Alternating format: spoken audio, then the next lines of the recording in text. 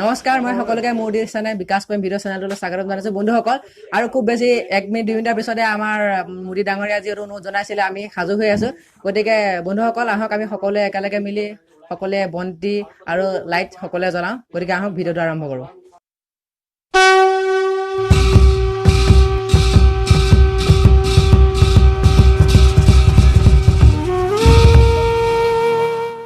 দেখিছে, অসমবাসীৰ ৰাইজৰ লগতে আমিও ইয়াৰ মোদী ডাঙৰীয়াৰ আহ্বানক সন্মান জনাই আমি বন্তি প্ৰজ্বলন কৰিছোঁ আমাৰ ঘৰৰ দুৱাৰমুখত। আমাৰ ঘৰৰ সেয়া মোৰ ভাইটি, আইতা, এয়া মোৰ পাপা, সকলোৱে বন্তি প্ৰজ্বলন কৰিছে। গতিকে এতিয়া আমি সকলোৰে ভাল হোৱাটোকে কামনা কৰি ভগৱানৰ ওচৰত আমি প্ৰাৰ্থনা জনালোঁ আৰু